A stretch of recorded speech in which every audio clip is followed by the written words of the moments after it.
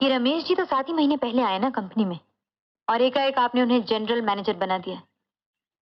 किसी पे इतना भरोसा करना ठीक बात नहीं है मामा जी। उस पर भरोसा न करूं तो किस पे करूं? ऐसी क्या खास बात है उनमें जो आप उनकी इतनी तरफदारी करते हैं?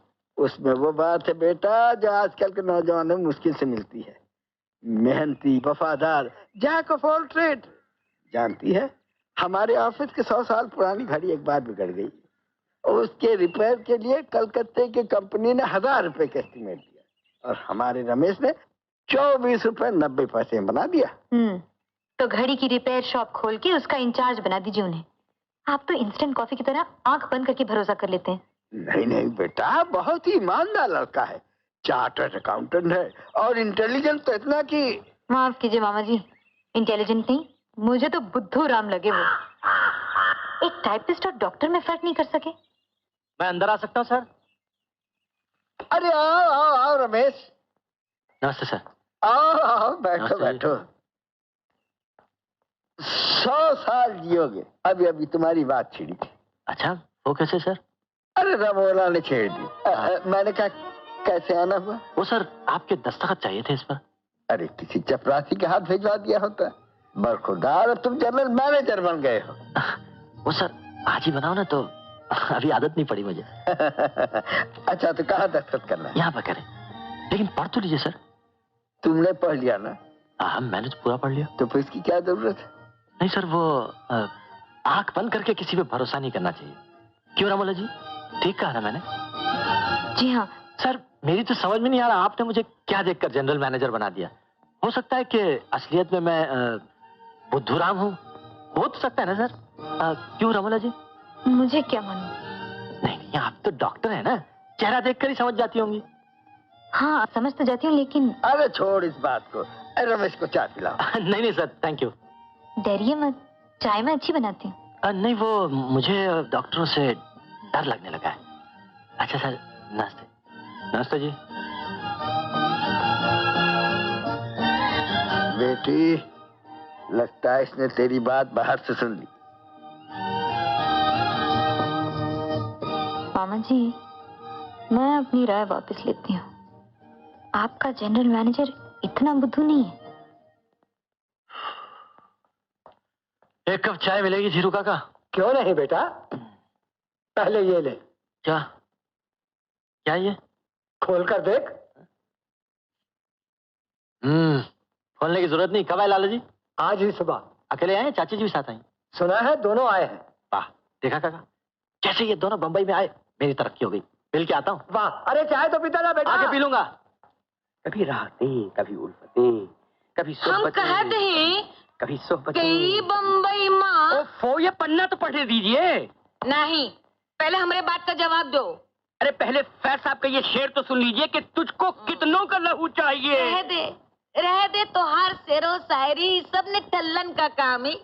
जोन लखनऊ से आवत ही शेरो सारी लेके आवत ही, जोन लखनऊ जावत ही शेरो सारी लेके जावत ही। लखनऊ लखनऊ ना हुआ, शेरो शायरी का दुकान हो गई बा। जाने मन, आप कम से कम 30 साल से जाने आलम वाजिद अली शाह के कूचे अत्तारा में रह रही हैं और अभी भी आप कहती हैं कि हो गए बा। अरे किस्मत। अंदर आ सकता हूँ लाला जी? आहा, आइए आइए मियां जनरल मैनेजर साहब, आइए। हमरे अंदर तो जाए दे। पाए लागी चाची जी। जीते रहो। अरे ये तो हमारा रमेशवा बा। तुम तो कहते रहे जनरल मैनेजर हो। वो तो चाची जी आप दोनों की दुआ से हो गया हो ना। मैं आजी, अच्छा। लीजिए मिठाई। बैठा बैठा, हम तो हर लिए चाय लावत थी। बैठा। आइए मियां, आइए आइए बैठिए। जी आपके लिए खास महुए के पान लाया हूँ। महुए के पान? अम्मा वाह। मियां, आज सुबह आते ही पंडित ने हमें खुशखबरी दी थी, तो इसी खुशी में एक एक सिगरेट हो जाए। सिगरेट तो मैम। अम्मा, मुझे मालूम है कि आप सिगरेट पीते हैं। शर्माने की कोई जरूरत नहीं। हम न सिर्फ आपके पिताजी के दोस्त हैं, आपके दोस्त भी तो हैं। इससे पहले कि चाची जान चाय ले आए, एक एक सिगरेट हो जाए। लाला जी, आपको तो डॉक्टर ने मना किया ना। अच्छा, तो हम आपके पान भी नहीं खाएंगे। लाला जी, ये क्या? आप ये लीजिए पान।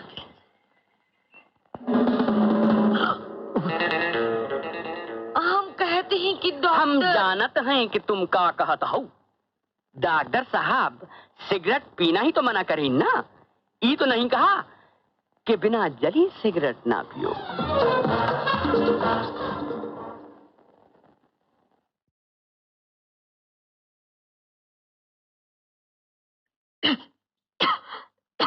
ये लो बिटिया। ये सब क्या है भोलू काका?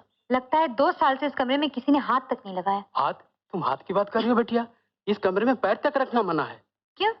क्योंकि जब तक तुम्हारी मामी जिंदा थी अपने हाथ से इस कमरे की सफाई किया करती थी। उनके गुजर जाने के बाद एक दिन मैं इस कमरे की सफाई कर रहा था कि अचानक उनकी शादी की एक निशानी मेरे हाथ से गिर के टूट गई। बाप रे, बाबूजी की इतना गुस्सा मैंने कभी नहीं देखा। किसी तरह हाथ पैर जोड़ के नौकरी बचा ली। वो भी मैं इस घर का बहुत साल का पुराना नौकर हूं ना, शायद इसलिए माफ कर दिया होगा। अच्छा अब ऐसा करो, चाय वहां रख दो और जाके झाड़ू लेके आओ। अरे अरे अरे अरे, ओहो, ये घड़ी तो बिल्कुल ही टूट गई। बाप रे, मर गए। ये भी उनकी शादी की निशानी थी। अब क्या होगा काका? वो तो आपको घर से नहीं निकालेंगे, लेकिन लगता है 10 दिन तक खाना पीना जरूर छोड़ देंगे। मैं जाता हूँ, मंदिर में जाके आप दोनों के लिए प्रार्थना करता हूँ। भगवान रक्षा करना। हमारे ऑफिस की 100 साल पुरानी घड़ी एक बार बिगड़ गई। उसके रिपेयर के लिए कलकत्ते की कंपनी ने 1000 रुपए का एस्टीमेट दिया और हमारे रमेश ने 24 रुपए 90 पैसे में बना दिया।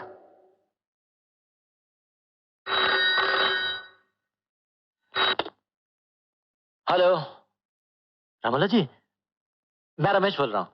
सुनिए, एक बड़ी मुसीबत में फंस के आपको फोन कर रही हूँ। प्लीज आप अभी आ जाइए, मुझे तो रोना आ रहा है। रोना आ रहा है? क्यों रोना आ रहा है? एक बहुत कीमती घड़ी मेरे हाथ से गिर के टूट गई है। सुना है आप तो घड़ी ठीक करने के मामले में जादूगर हैं, इसे भी ठीक कर दीजिए ना प्लीज, नहीं तो मैं मामा जी को क्या मुंह दिखाऊंगी। आप इतनी परेशान मत होइए, मैं अभी आता हूँ औजार वगैरह लेकर। लेकिन सुनिए, घड़ी जिस हालत में है उसी हालत में रहने दीजिएगा। उस पर अपनी डॉक्टरी का इस्तेमाल मत कीजिएगा। जी हाँ, जल्दी आइए। अच्छा अच्छा, मैं टैक्सी वाले से कहता हूँ बिल्कुल आपकी स्पीड से चले। अच्छा।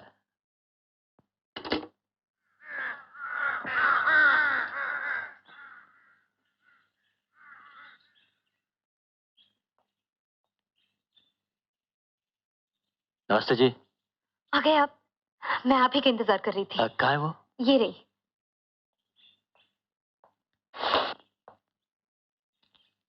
अरे बाप रे, इसकी तो अतड़ी पचौड़ी सब बिल्कुल बाहर आ चुकी है। ये तो बहुत ही सीरियस सर्जिकल किस्म का केस हो गया है। जो भी है, आप मामा जी के आने से पहले पहले इसे ठीक कर दीजिए प्लीज। वो बात यह है कि ये घड़ी मामी की निशानी है और मामा को जान से भी ज्यादा प्यारी है। अब कुछ भी कीजिए प्लीज। अब देखिए रमोला जी, कोशिश करना हमारा काम है, बाकी सब तो भगवान के हाथ में है। वैसे इसको देखकर ऐसा लगता है दवा के साथ साथ दुआ की सख्त जरूरत पड़ेगी। मुझे भी चाय की बहुत जरूरत है। हाँ हाँ, मैं 1 मिनट में। Thank you.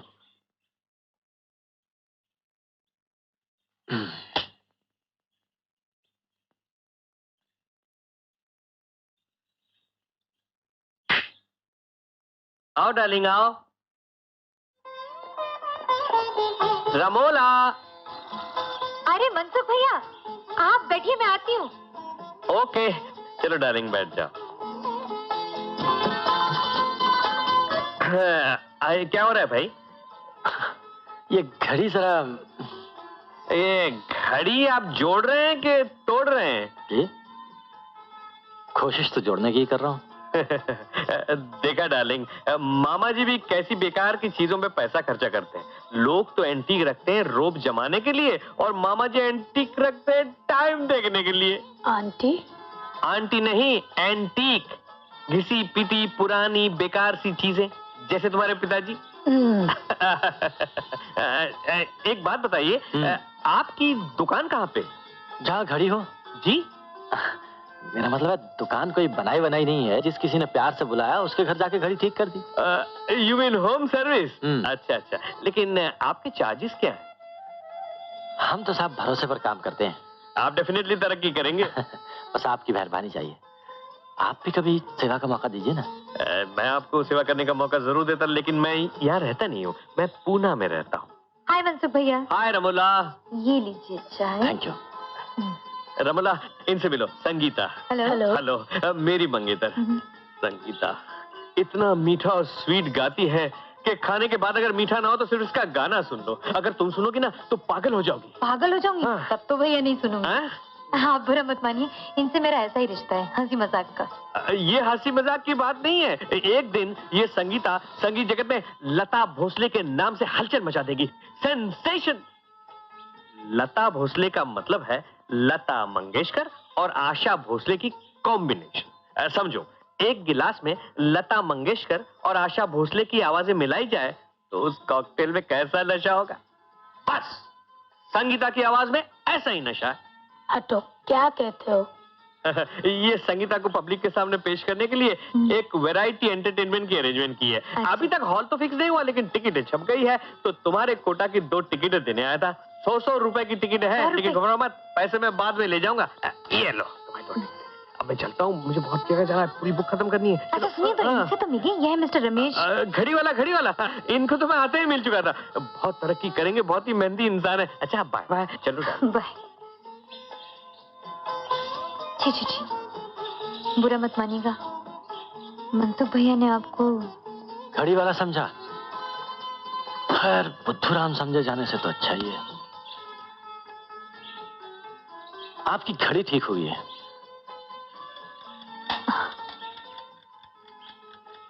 अरे वाह, आप तो सचमुच जीनियस निकले। लगता है आपको मुझ पर थोड़ा थोड़ा भरोसा होने लगा है। मैं उस दिन के लिए माफी चाहती हूँ। I am really very sorry.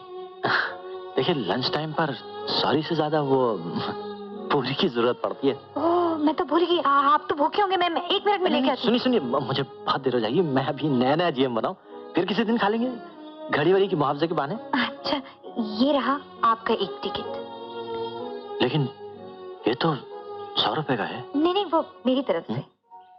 उस दिन लता भोंसले का गाना भी सुनिए और मेरी तरफ से खाना भी खाइए। जय हो जय हो, आज तो बड़ी जबरदस्त मजदूरी हो गई। देखिए, अगर फिर कभी घड़ी वाली हाथ से गिरा जाए तो इस बेचारे रमेश चंद्र घड़ी वाले को जरूर याद कीजिएगा।